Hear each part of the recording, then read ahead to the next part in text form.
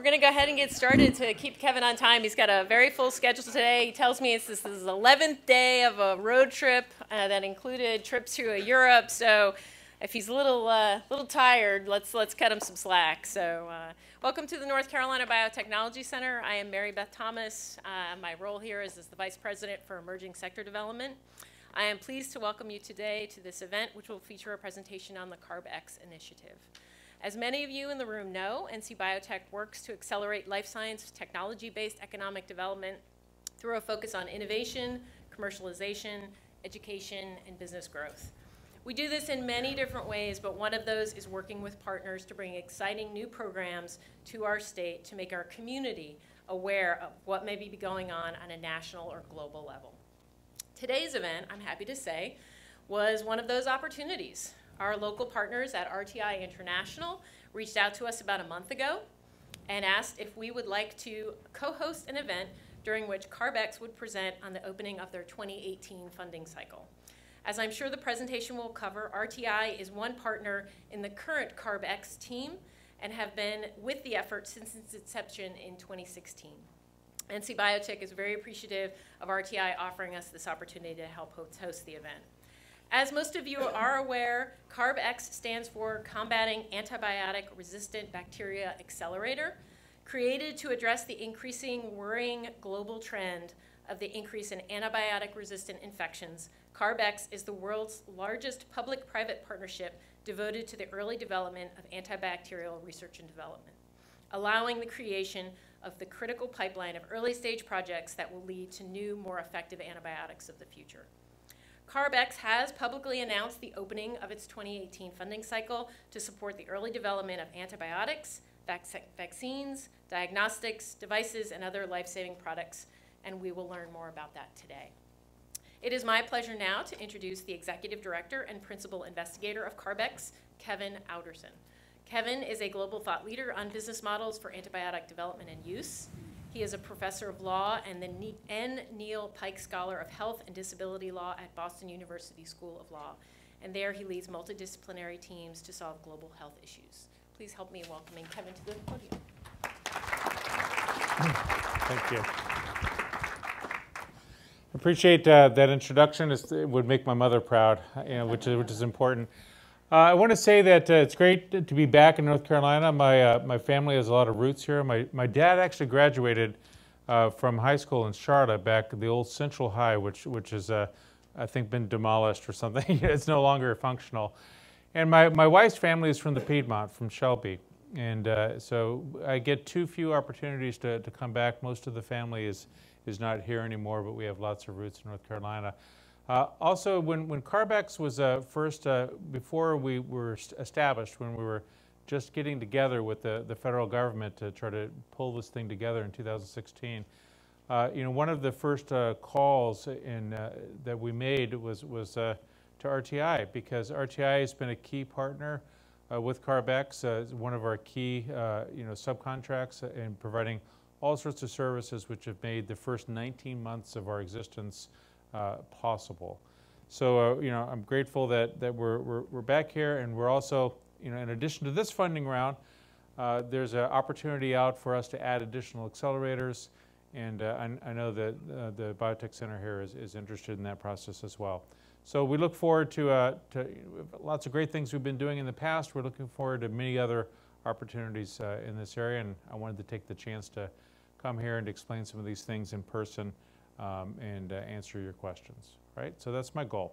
So talk a little bit about, you always want to thank your funders, right? And so we have $250 million from BARDA over 5 years. We're in month 19 at the present. That was on a competitively awarded grant that the BARDA put out for the establishment of this biopharmaceutical accelerator. In addition, NIAID, at NIH, is providing $50 million worth of preclinical services for CARB-X supported companies. That brings that total to $300 million. And then the Wellcome Trust, which is the second largest funder of private funder of biomedical research in the world, behind those other folks in Seattle, the Bill and Melinda Gates Foundation. But Wellcome Trust has provided $155.5 million US dollars to CARB-X as well. we pull those funds and then we use them to support biomedical innovation, in the antibiotic space. And I'll talk a little more about our specific objectives later on. So those are our funders. And then the partners below, the home of CARB-X, the administrative home, is Boston University. One of our key partners is obviously RTI. I've already spoken about them. We have additional accelerator partners, MassBio in Boston, CLSI in San Francisco, and also in San Diego. And we want to add to the other folks on there. We have this RFP out for 2 to 6 additional accelerators to give more geographic footprint to our ability to provide acceleration services. And then we also have a partnership with the Broad Institute of Harvard and MIT, doing really some specialized work that's a little bit earlier than the main program that I'm going to be describing today. Okay? So we don't have to talk, when I'm in front of an infectious disease crowd, I can skip over the urgent, health need. But I wanted to focus on the fact that we can fund things globally. So here we are in the United States. You hear that we have funding from the U.S. government. We also can fund projects and project teams located anywhere in the world. Right? So if you know of other folks who are not here today that are based in Germany or Japan or wherever, we don't have a geographic restriction on our funding. What we're looking for is the best science, the most innovative products that can deal with this looming threat of antimicrobial resistance. That is our target. And our goal is not to support science projects, right? So we are different from the NIH. We're not here to help your lab go on for another 3 or 5 years. Our focus is on products. We're looking for products that are going to make an impact, a positive impact on human health. So we're a product development partnership. We're nonprofit, right? And we're non-dilutive, but we're trying to help you get your projects for therapeutics from hit to lead until the end of the SAD/MAD studies in phase 1. So that you're ready for the next stage, the next funders, either private funders or public funders like BARDA, but that's our focus, that's our sweet spot in this space. A couple of things to note is that while we are non-dilutive, we take no equity, there's no conditional loans, there's no debt, there's no royalty. There is a contract still, and on that contract you have to meet the typical sort of standards that you would expect from NIH or from BARDA. We also require for therapeutics that you commit to not wasting these products, so that we call the stewardship, and to be thinking about, since this is a global health problem, to be thinking about the global access dimensions of these things as well, right? Because we can't solve a problem just in the United States and ignore the way that the rest of the world treats your product. You also can't have a novel, first-in-class, in humans, antibiotic that you create that somehow is being fed to pigs in China or something, and generate resistance across the world. So we want to think about not just the innovation piece, but also the stewardship and access piece as well. This slide is happily out of date because I loaded this slide maybe 10 days ago when I headed on the road, and I'm looking to Doris or Ginger. I think we're at 26 or 27 today. Or Rich probably would know this. But we continue to add projects every day, and we'll be adding a 7th country here shortly. An updated version of this is probably on our website. But once the companies have completed the process and have a signed agreement, which has been signed by both the company and by Boston University, then there's a press release and it goes on the website. If you want to see some of our more recent awards, just go to our website and go to the news section, and you can see the press releases, and it'll say, the latest diagnostic company to join is T2, and you can see the budget that we've awarded to them for the base period and what it is for the option. The specifics of the program are obviously confidential, but if you wanted to see what the press releases look like, they're all available on the website. This is another busy chart. There's a version of this pipeline chart on our website, but give you a sense of the projects that we funded. We want to have a portfolio of more than 40, and likely we're going to exceed 50 projects that will be funded, and you get a sense of the scope and breadth of this. There's a lot of therapeutics on this list. There's quite a few diagnostics that are inbound that are not on this list yet. We also want more things that are prevention oriented, right? And we have goals to increase those. but you get a sense of where we're at in terms of development stage, what type of targets they are, and what type of modality they have. One important thing to draw from this, though, is that we're leaning into innovation, right? So the last time we had a new class of against gram negatives that was discovered and approved by the FDA or EMA was 1962, which is a long time ago because it was the year that I was born, against gram negatives. And we have 8 classes, currently in the portfolio against gram-negative pathogens, 8 new classes. So any one of those, the probability of success for any one is small. But if any one of those succeeded all the way to human approval by the FDA or the EMA, it's the most significant innovative event in my lifetime against gram-negative bacteria. And so we're not exclusively focused on new classes, as you can see in the portfolio, but we lean into that space rather heavily. Innovation, in the most broadest way that you could possibly describe that. I think the number now is closer to 90 million in terms of the base awards. Again, we've had a lot of announcements in the past 10 days. And just to note that even though there was, until recently, only one diagnostic on the list, there's a number that are following on. I think by the end of the quarter, we'll have 5 diagnostics publicly announced. Okay? So this is just to talk about our scope a little bit to make sure that's clear.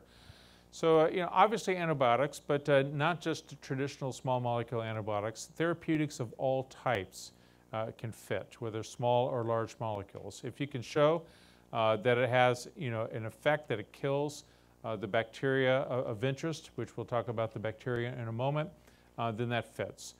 Any sort of rapid diagnostic, rapid or rapid point of care diagnostic, again, against the targeted bacteria, also fits. And prevention, we say vaccines, but we also mean anything that fits into the prevention sort of framework. So we want you to think broadly about this, not to be, to say, well, we're not a vaccine technically described, we're something else. So microbiome approaches, other approaches that prevent things as well. In addition to the direct acting therapeutics, we're open to all sorts of indirect acting therapeutics. So the things that, like we funded the Spiro 741 potentiator, but if you had things that were other forms of potentiators or antivirulents or antibiofilm, again, we're not limiting it by that category. So both direct and indirect acting therapeutics, anything that fits into the prevention arm, diagnostics, right? And then we have this other category, we've said other devices. And we haven't had anything that's applied, that's gone through, that's won. But if you have some other device that doesn't otherwise fit into our categories, but you can show it has a dramatic impact on human health for the priority, bacterial pathogens that we list, then we want to talk to you, okay? The list that we use for the pathogens are drawn from originally the CDC list in 2013 when we launched. The WHO list was not available yet. And now that we have them, we'll use either one, essentially. There's significant overlap, as you would imagine. Okay. In terms of the technology level, where we are in the development pipeline, for therapeutics, we're hit to lead to phase 1, TRLs 3 through 6, and U.S. government sort of BARDA speak. And the same TRLs in the diagnostic and device space as well. So you can enter at any point. If your asset is closing in on phase 1, and the only thing we might be able to help you with is the manufacturing campaign to be ready for phase 1 plus your phase 1 SAD/MAD, we can do that. If you're much earlier, then we're likely to have a base period of 12 to 18 months, followed by a milestone that you propose and that we agree to. And if the milestones are met, as reviewed by our milestone review board, we'll release an option period, which could then go on to do the next phase. So it's milestone based. For the companies that are early, there's usually been a base and 1 or 2 options. For some of the companies that come to us later in the phase, there might just be a base, right? Because you can do everything in a single phase. We do not fund phase 2 and subsequent work. BARDA is very interested in such work. The strategic reason why BARDA invests in us is to increase the quality of molecules that BARDA might want to evaluate and to invest in for phase 2 and phase 3 in their broad spectrum antimicrobial program. The people that would make that decision for BARDA The science teams and the head of the broad spectrum antimicrobial program now, Chris Houchins, sits on our board, participates in our process. They will be very familiar with your program. We're hoping for an entirely seamless handoff if you choose to go on to additional funding from BARDA. It's not required. It's your option, and obviously BARDA's option as well. But we're trying to make it easy for that handoff to occur if both sides want that handoff to occur. Okay. Talk about our 2 funding rounds for this year, and a couple more slides, and then we'll try some questions. And I think they'll want you to be on mic, and they're recording it, so whatever you ask the question of, it's going to end up on the website here. So be careful. But funding round 1, which is launching in March, and focus on those dates, March 22 to 29, 5 p.m. Eastern Standard Time. If you give us an application at 5:01, then we're going to say that's very sad, and there'll be just one less application for us to review. Think of this as a way for us to validate that you can follow directions. We will show zero mercy for late applications. Have I been clear on that? Okay. We expect a lot of applications. I think in our first rounds, we thought maybe we'd get 50 applications was an internal metric. I think we promised RTI that there'd be no more than 10 companies that they would have to deal with, and we're at 28 or whatever we're at today. So I've lied to them before. But we thought we'd have 50, and we ended up in the first 2 rounds having 368 applications. We think for this round, since we've narrowed the focus, and I'll talk about the focus here in a moment, that there will be a manageable number, and we've greatly increased our staff to try to be able to handle both this and the next round in June, because the June round will be very significant and very large.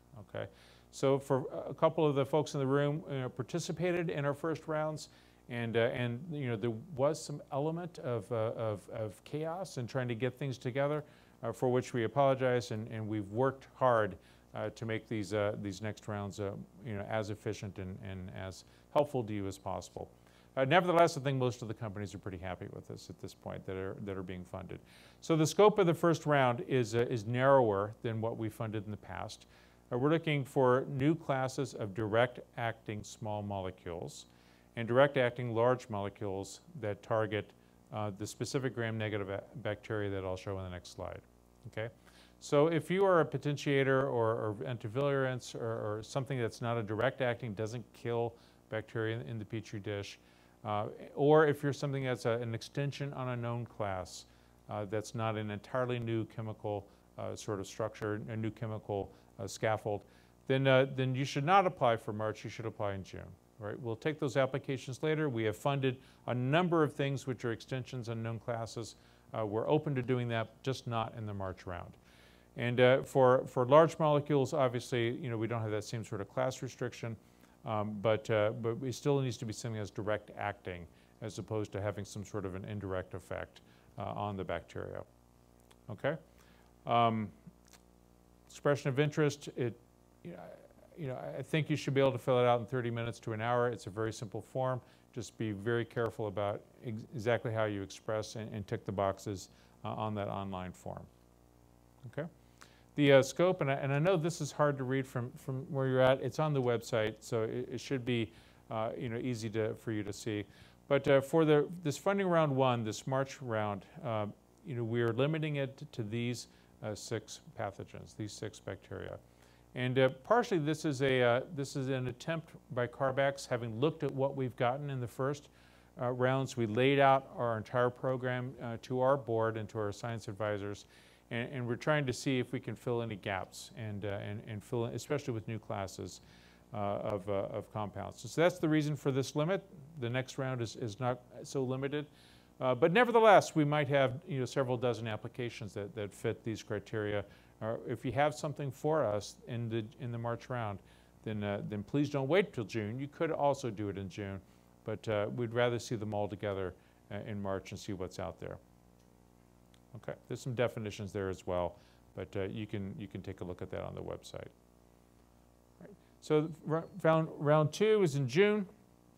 This is really an all-comers round, including folks who could have applied to March and somehow missed the date. You can apply in June. So everything fits into the June round. I don't know, what do you think we're going to get? 200 or 300 applications in the June round. So we're dramatically increasing our staffing to be ready for what will be a deluge there. So this is a more complicated slide on the scope. You can see the bacteria of interest on the left, side of the column there. It's a broader list. It's basically, all of the top 2 tiers from the WHO and the CDC list, combined. And then we talk about it in terms of the modality, whether you're diagnostic or prevention or indirect therapeutic or direct therapeutic, whether or not that's in scope. Okay, and there's a couple of comments on the side there. So this is the sort of thing that if you had technical questions about, let's not do that over the microphone, afterwards. But we can talk about this. We can also have questions, separately if you want to know specifically whether or not you're going to fit into this category. So this is our all-comers sort of round, and we're expecting a lot of applications, and off we go. So in our first rounds, we limited it to companies, and we didn't want things that were pure research projects that were still in the PI's lab at the university. We've relaxed that a little bit in this time. So obviously they have to be in scope. We still want there to be some sort of legal entity and a going concern. The legal entity, though, could be your university or a product development, drug development resource within the university at this point. But the key is that if it is, we want to see some proof that what you have is a product development idea, not just a research idea.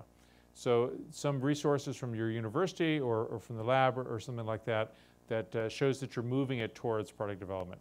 I still think it's better. It's better for you as well as probably for us if you've already had that IP negotiation with the university and spun out the IP to a startup company before we make the award. Because as soon as CARB-X says that we're going to make an award, the university suddenly gets greedier, right? Or, the university raises they see dollars in their eyes. So I think it's better for you to spin out before, but we have a different change from a different scope from what we had before. The other thing to note in this slide is the cost share, right? We are not funding 100% of any of these projects. We're not the NIH. We want to see some skin in the game, some money from the company itself in the project. The minimum is 30%. So to give an example, if there was $1 million invoice that you sent to us for a single month, that's quite a month. $100,000 invoice that you sent to us, if the cost share with us and you was 70-30, we would send you a check for $70,000 back, and you would have covered the $30,000 out of your own resources. Those resources can be anything other than other federal money. You can't use NIH money to satisfy that cost share, but you could use Bill and Melinda Gates money. You could use any other source, state funds, private investors, anything other than the federal government, right? So this is the federal government wanting to see their funds leveraged and leveraged by somebody other than themselves, right? If that makes sense. The 70% that we would pay and the 30% that you paid, that's your proposal to us. 30% is the minimum. The great majority of our companies proposed a higher cost share than that. Companies that are less well-resourced, that are kind of in the MacGyver stage of life, they're still scrambling for every nickel, are at the lower end. Some companies that are really well-resourced have proposed much higher cost shares. We can talk about that, and that's really based on your proposal to us in the budget. That doesn't happen until much later in the process. You don't have to worry about that for expression of interest. It's later. All right. So this is talking about what we want to see if you're not already a spin out, and I think I've covered most of these points already. And the thing that we'd be most concerned about is if the university still held the IP and was going to somehow hold it hostage or get unreasonable in the translation there. A little bit about our funding decisions. We have a science process and we have a governance process that we use in terms of reviewing the application. So the expression of interest is really a screening device. Then you go to a short form, and the short form is 10 to 12 pages. It's reviewed by something around 5 independent reviewers, members of our Science Advisory Board. They're scored, and then we select a minority of those to go forward to the long form, the final stage. The long form is a 50-plus page application. It's a serious endeavor, and it also requires that your team come to either Boston or to London to make a live presentation in front of about a dozen of our ad board members at that point. The great majority of the people that come to long form do get funded, right? So it's not like a 1 out of 10. It's more like a 60–70% of the ones who come to long form get funded. But it's a serious, investment of your time and our time in that last piece of the process. So the most serious cut that we make is at short form. We do that so that neither side spends a huge amount of time on a low percentage sort of application, a low percentage sort of process. So our science reviewers, if you want to know who they are, you can see who did it last time on our annual report. Near the back, there's a list of the 60-some-odd people that served on our Science Advisory Board process last time. People like that would be serving, in the rounds that you would be participating in. It includes folks, senior folks and line folks at the NIH, certainly their counterparts at BARDA, folks from Wellcome Trust as well, and then outside experts in antibacterial drug discovery or diagnostics or vaccines, as the case may be for the modality, are also part of that process. We have a non-confidentiality arrangement. We screen for conflicts of interest. We give you the ability to say, these following 26 people who hate me can never review my application, and we honor that. And we also, everyone goes through a very significant financial conflict of interest screen. But, it's a science-driven process, and we want to know 3 things. We want to know, the impact of the project, how the project will drive the objectives of CARB-X in terms of focusing on gram-negative bacteria and other bacteria of interest. We want to know the scientific merit of your project. What's novel, what's exciting about the science of your project.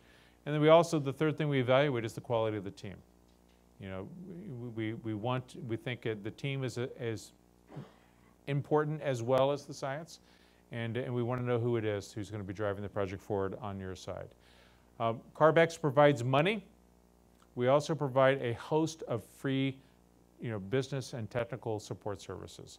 Some of them through the accelerators, some of them through RTI, some of them, if it's identified in our processes that what you really need is a certain type of expert, we'll actually ask you to put that in the budget, and we'll pay, the 60 or 70% of the cost of that expert. We'll provide those people as part of the budget. And all the services that we provide from the accelerators and whatnot, we provide without any cost share. These are designed to help the company if you need it. You can think of these, we use the slide sometimes of a old country buffet or sort of thing. It's all you can eat, but you get to pick what you eat. We're not going to force feed you in any particular way on what types of services you have, but we're going to make an array and offer of things. So for example, NIAID's preclinical services, there's people that like them, there's people that think that there's advantages and disadvantages to using them. We have a fast lane, a direct connection to the people that make the decision on NIAID preclinical services. Whatever your experience has been in the past, I can assure you that you'll have a very fast and very efficient turnaround. And we've deployed, I'm forgetting the exact number, it's less than 10 because it's in the high single digit of millions of dollars worth of NIAID preclinical services thus far in CARB-X. And I'm telling you, we want to spend all 50 million of that. And so companies will have that opportunity. It's outside of the budget, doesn't require any cost share. It's 100% free money to you on that piece. Similarly, DETRA in the U.S. Department of Defense wants to screen your things for biodefense capacity, and they'll do that for free as well. It's your choice, right? We'll just make those things available to you. So that's our science process and some of the things that we offer. In terms of governance, We have a board, the Joint Oversight Committee, on which sits myself and Barry Eisenstein, our medical director, formerly of Cubist and then of Merck, before that with Eli Lilly. Karen Gallant, who was a BD at AstraZeneca for infection. The three of us lead the CARB-X side. The balance of our board are our funders. So 3 folks from BARDA, Joe Larson, who led this whole effort at BARDA from inception, Tyler Merkley, who's the program officer for CARB-X, Chris Houchins, who now leads the broad-spectrum antimicrobial program after Joe Larson got promoted. 2 folks from Wellcome Trust, Tim Jinks and Ed Whiting. Tim leads their drug-resistant infection work globally. Ed Whiting is the Chief of Staff, Director of Policy, the #2 person in the Wellcome Trust. And then 2 folks from NIAID, Dennis Dixon, who is the head of the division that's relevant for us at NIAID, and Ann Eakin, which has recently joined because Mike Carilla moved on to something else within the NIH. All right? So those 10 individuals are our board, and after the science review is completed, we make a decision on whether things are funded. We have to step back and look also at portfolio balance and availability of funds and other sort of factors that may take into account. But you don't have a final decision until the JOC has decided to do that. We obviously are here to take risk and to lean into innovation. I think sometimes if the science reviews will come out and say, well, there's questions about this and questions about that. Our orientation is to take risk because we need new classes, we need innovation in this space. So it's about 8 months from the moment that you file that form, which I promised you would take you less than an hour to fill out, the expression of interest, until we give you a decision. And there's a lot on here. I've talked about a fair amount of it already. All of these forms and the scoring tools will be available on our website, so you can see before you turn in your short form and before you turn in your long form, what the scoring tool that we'll use internally is going to look like. Okay? So we'll take folks from around the world. It's all going to be coming in online. You have to be in scope. If you're out of scope, we'll send you on to somebody else. There's other interesting funding mechanisms around the world that we could talk about. And our goal is to help you accelerate your product so that you can attract additional funding, whether it's public or private. But the ultimate goal is approval and actually clinical impact in people. We see this as a global health problem that has obviously national and local ramifications too. But our purpose is to change the way that these products move forward and to actually move something into the pipeline and into the clinic that makes a real difference. So that's all that I have. There's a couple of backup slides which maybe they can provide, but I think I'd rather turn it over to Q&A now. Let's thank Kevin for his presentation. Kevin did say that he really wanted to leave time for questions. This is a great opportunity, since we have Kevin right here in the room, to get some of those things answered. And we are recording this because we have it was a pretty quick turnaround since Kevin said, hey, you want to come to North Carolina? And so we are recording this because we had a lot of folks say, I can't make the meeting. Is there any way I can have access to the information? So we are recording this, and so if you do have questions, we're going to ask you to use the mics. Myself and my colleague Vivian have mics to roam, and please just raise your hand and we'll hand you a mic.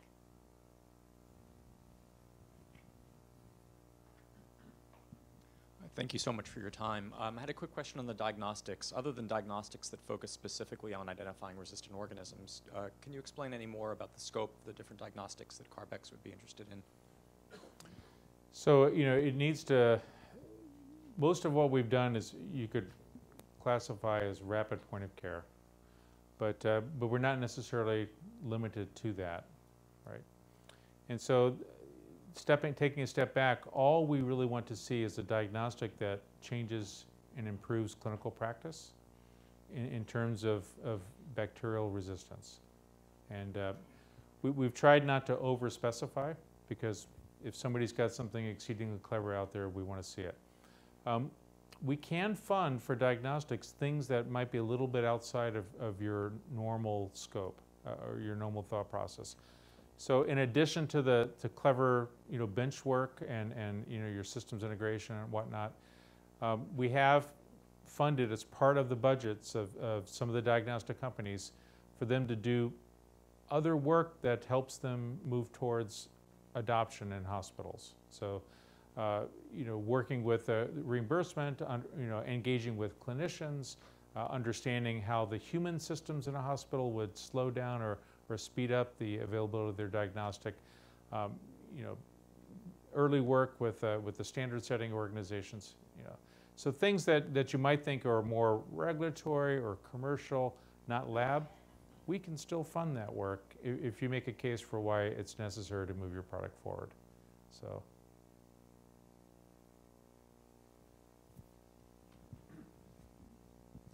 Do you have an interest in antibiotic resistance in animals as a source for humans?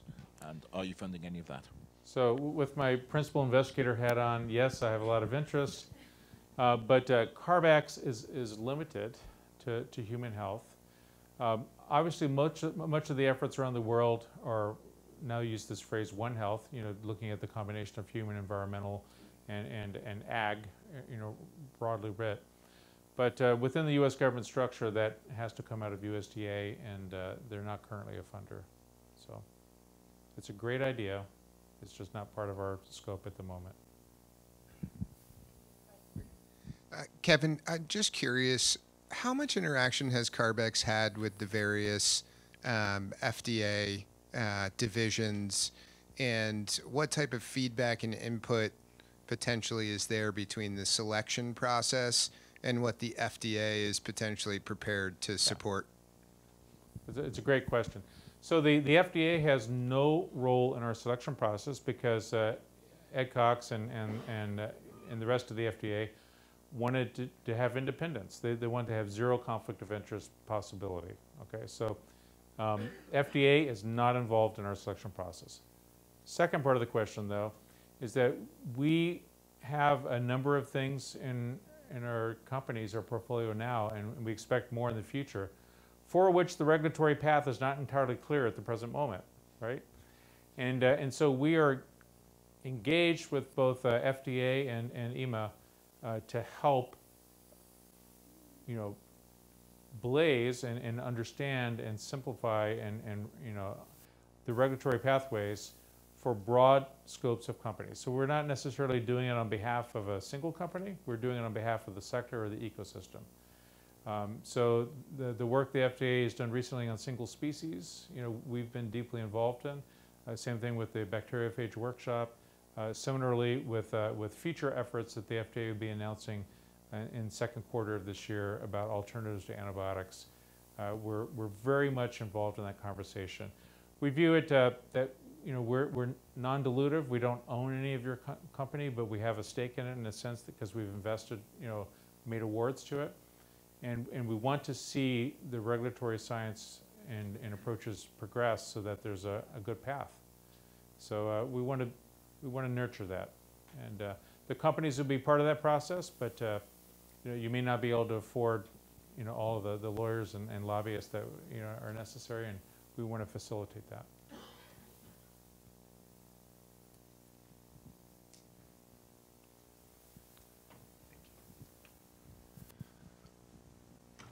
Are there requirements with respect to direct and indirect costs, work done in-house versus through CROs? And if using CROs, do they need to be US-based or can they be overseas? So the last question first, we have no restriction on where you are or where your work is done. And every time I say that, I think, okay, if you pitch your lab in North Korea, maybe, right, there's going to be some exception to that rule. But any place that you want to put your work, that's up to you, right? So you propose if it's inside or out, or if it's a CRO or a network of CROs, whatever you want to do, you propose that in the budget, and off we go. So no restrictions on that. And I should have started with the first question. Yeah. So. The indirect rate, so for U.S. government grants, if you have a negotiated indirect rate, then you get to use that. which is a boondoggle for you if you're in that world. Otherwise, if you're a U.S.-based entity, you get the default rate, the 10% indirect. And if you're international, a non-U.S. based, you don't get the indirect, right? So that's the only sort of difference, and that's driven by NIH, BARDA type rules. The difference between what's a direct cost and what's an indirect cost would follow the normal NIH sort of universe that you're probably used to. In fact, I should say, there's a question here, that all of the general grant rules follow the uniform guidance that is put out by HHS. So if you're familiar with that, you're familiar with about 80% of our systems. So 2 questions, separate questions. First one's around the preventative side. So I'm with Beck and Dickinson. When we're thinking about prevention, we think about prophylactic use or maybe site skin prep, that sort of thing, to minimize the risk of infection at a site. Want to see if that's covered or those types of efforts are covered. So I'll let you answer that. It's within scope, but we haven't funded something quite that specific yet. Okay. Yeah.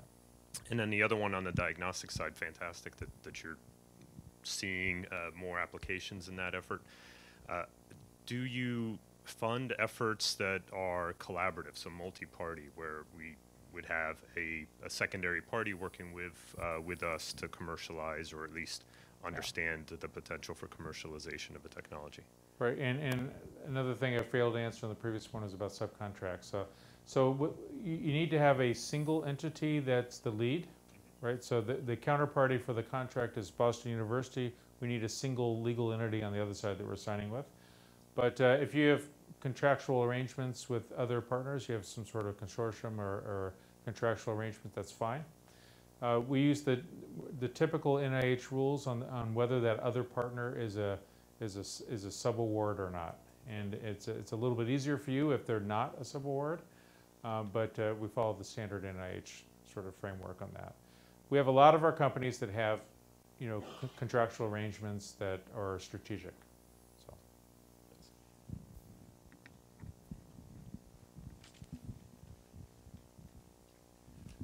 Does high throughput screening, development, and deployment fit into your scope? So pure screening platforms are too early for us. We would classify those as TRL2, but however you classify them, the NIH wants to talk to you, and when you've got something out of that, then that's when we'll talk to you.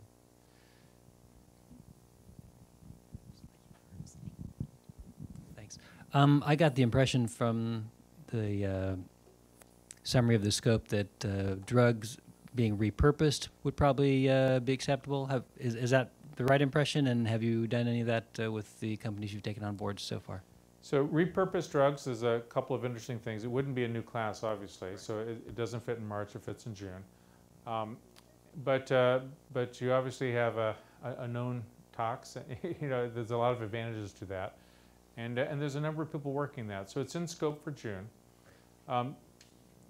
Commercially, you'd have to think a little bit about what your IP strategy is, and maybe you're just relying on 10 years of combined exclusivity. But so we'd want to hear what your story is on your commercialization strategy. There's also a group that we collaborate with in Geneva, CARB-X, that has one of their 4 major projects is on repurposing drugs, and they have some funding for those projects as well. So. Thanks. Can I use the mic as well? Oh, I'm sorry. So I'll leave it to you to decide how long you want to go on the questions. Okay. So I wonder if you can comment that you would fund competing or similar sort of strategies? I'm sorry, I didn't hear very well. Do you fund similar or competing strategies or targets? Yeah. The question was whether we fund similar or competing strategies. Yeah, we do. We have funded companies that are in very similar spaces. We've even funded companies that have, IP litigation against each other, right? We're not making bets on any particular company. My goal is to advance novel products out of phase 1 so that they can be picked up and moved towards human approval. So we'll place multiple bets and set up firewalls and off we go. So, yes. Kevin, do you have a target profile for rapid point-of-care diagnostics, sensitivity, specificity, lower limit of detection, time to result? So we do not have TPPs on because we're trying not to overspecify. So part of my other jobs in the I'm on the prize advisory panel for the Longitude Prize for rapid point-of-care diagnostic, which has a very specific TPP and has really not had successful applicants thus far. It was very tightly specified. And so we went the other direction, and you can tell us what your TPP is. We've not preset it.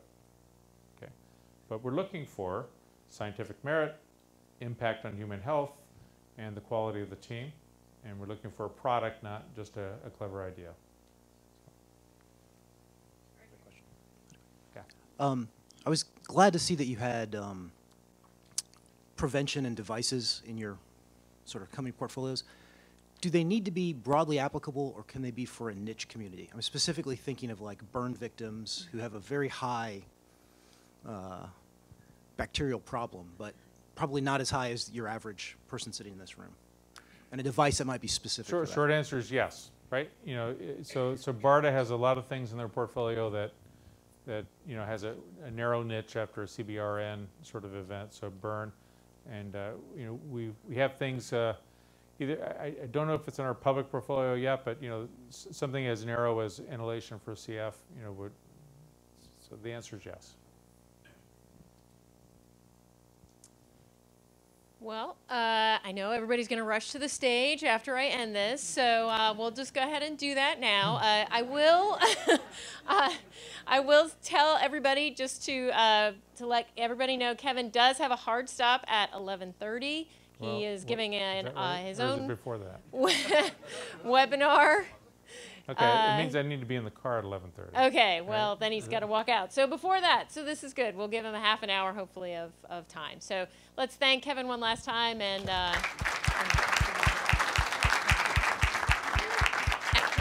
actually, before you, everybody get up and rush, can I have Doris and Rick and anybody else from RTI that participates? Ginger? These are the RTI